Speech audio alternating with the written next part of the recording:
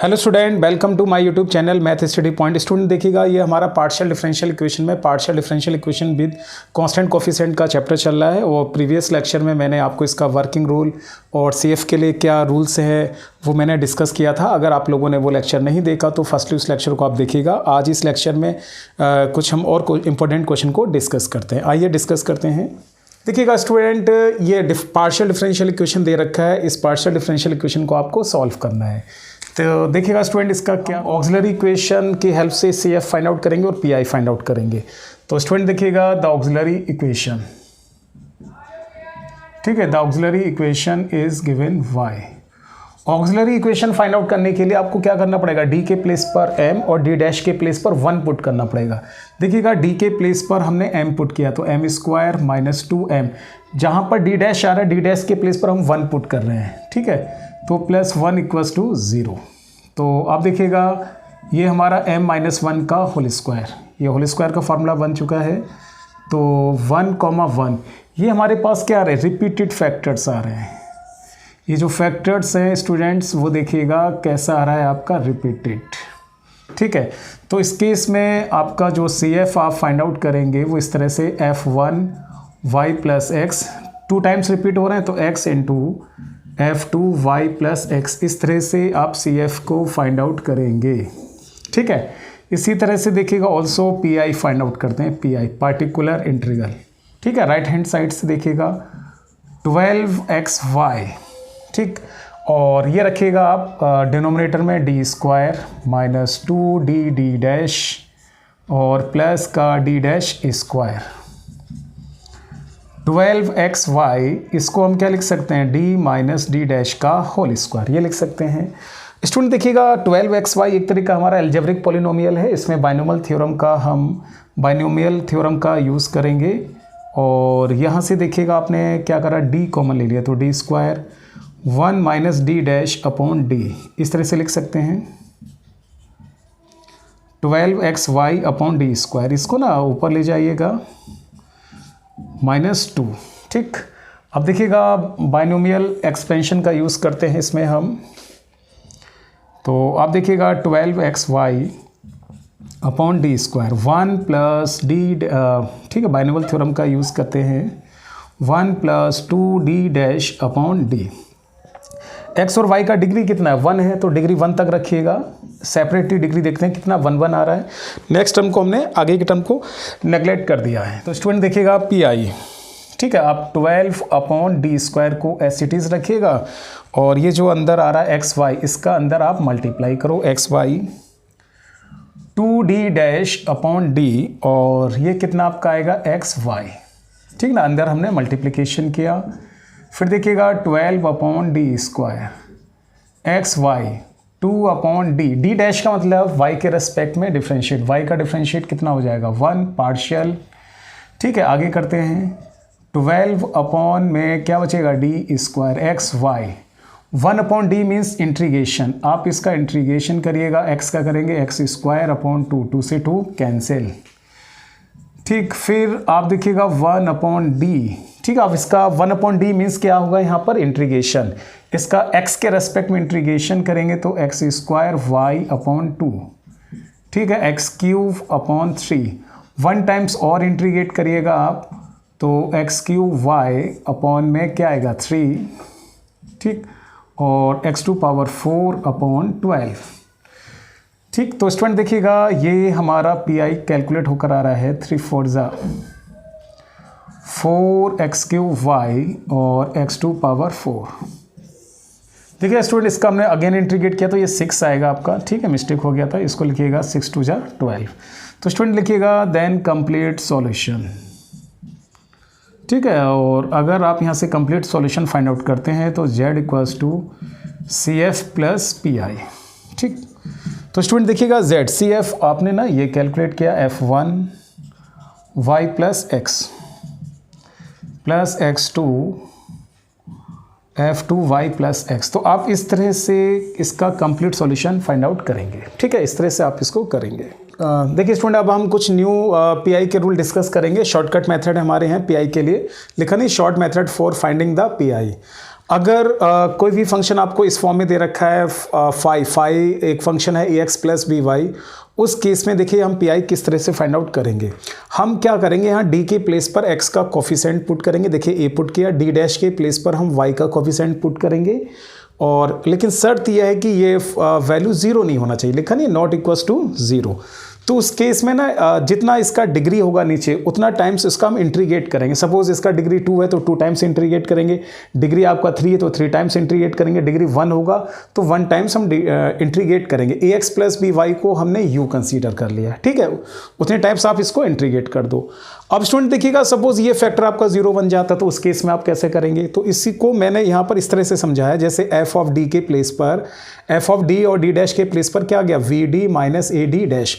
आप पुट करके देखिए एक्स का कोफिशिएंट कितना ए, तो ए वी, वाई का कोफिशिएंट कितना है वी, तो A V minus A V, देखो 0 बनना है तो उस केस में क्या करेंगे, एक्स टू पावर एन, ये डिग्री आ गया, N factorial B to power N, और ये function same as it is हम यहाँ पर लिख देंगे। चलिए इस पर कुछ क्वेश्चन डिस्कस करते हैं। स्टूडेंट सपोज जैसे हमारा ये क्वेश्चन है, इसको हम सॉल्व करते हैं, देखिएगा इसका सॉल्यूशन। तो स्टूडेंट फर्स्टली आप लिखेंगे द ऑक्सिलरी इक्वेशन, ठीक है। तो ऑक्सिलरी इक्वेशन किस तरह निकालेंगे, डी के प्लेस पर m और डी डैश के प्लेस पर 1, ये आप ऐसे पुट कर देंगे। तो इसके हम फैक्टर्स करते हैं। देखिए स्टूडेंट, इसके फैक्टर्स आएंगे m-1 और m-4, ये हमारे इसके फैक्टर्स आ गए। आप यहाँ से m की वैल्यू कैलकुलेट करेंगे तो 1 और 4 आ गया है, ठीक। और स्टूडेंट देख रहे हैं m की वैल्यू, ठीक है। अब यहाँ से आप CF फाइंड आउट करिएगा। तो CF हमारा क्या आएगा, f1y plus x, f2y plus 4x, ये हमारा CF आ चुका है, CF। स्टूडेंट इसी तरह हम PI कैलकुलेट करते हैं, ऑल्सो PI। तो यहाँ से देखिए PI निकालिएगा आप, sine 4x plus Y, PI calculate करिएगा। तो ये देखिएगा डी स्क्वायर माइनस 5d और D dash plus 4d dash square, ठीक है।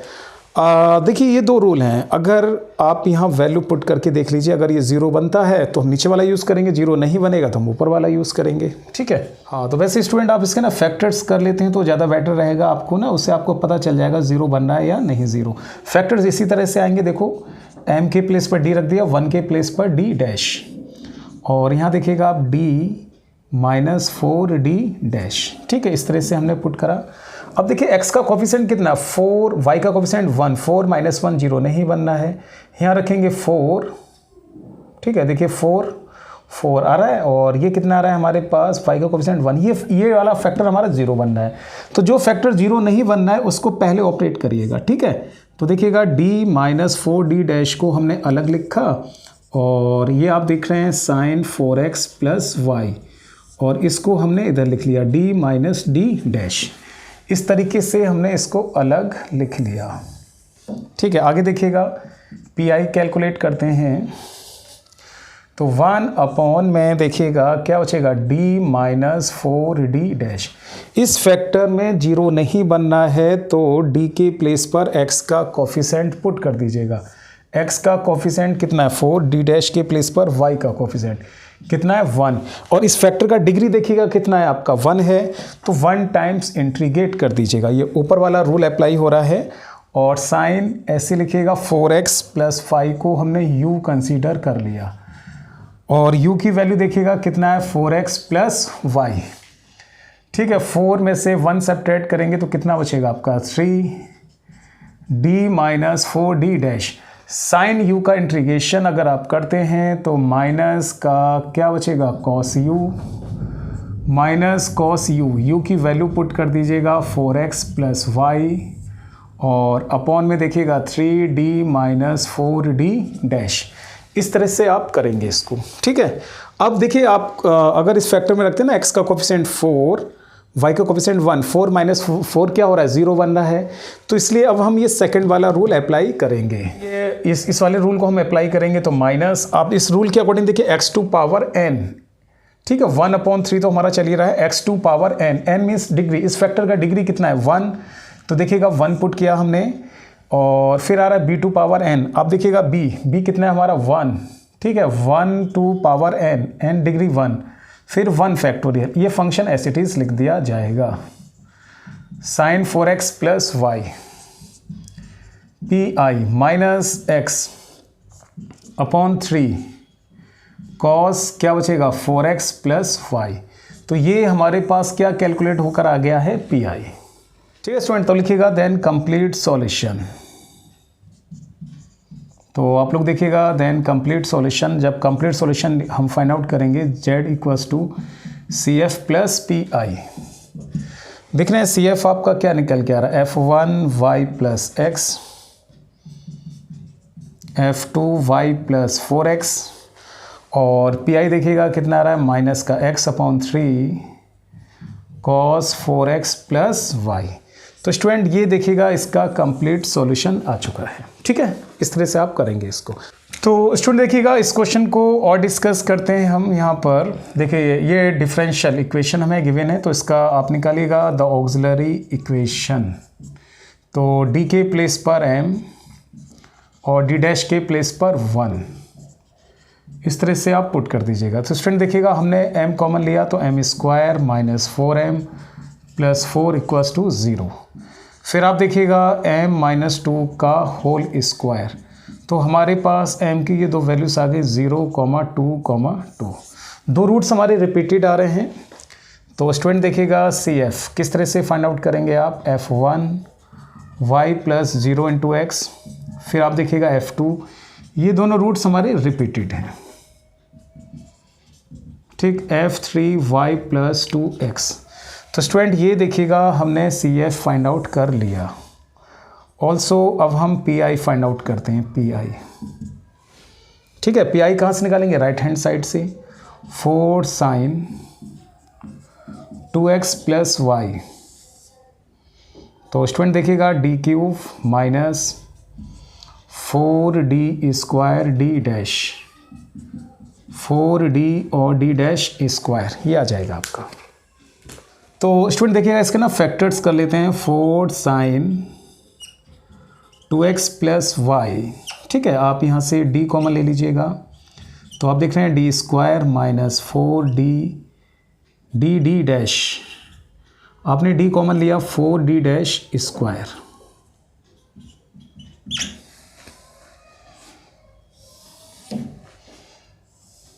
ठीक है स्टूडेंट देखिएगा आप यहाँ से अगर पी आई कैलकुलेट करते हैं तो ये देखिएगा 4 साइन आपका 2x प्लस वाई अपॉन, देखिए इसको ना हम होल स्क्वायर लिख सकते हैं d माइनस 2d डैश का होल स्क्वायर, इस तरह से लिख सकते हैं। देखिए होल स्क्वायर का फार्मूला बन रहा है। तो स्टूडेंट देखिए 1/d आ रहा है, तो 1/d मीन्स क्या होता है हमारा इंटीग्रेशन, किसके रेस्पेक्ट में इंटीग्रेशन, x के रेस्पेक्ट। तो पहले हम 1/d ऑपरेटर्स को ऑपरेट कर देते हैं।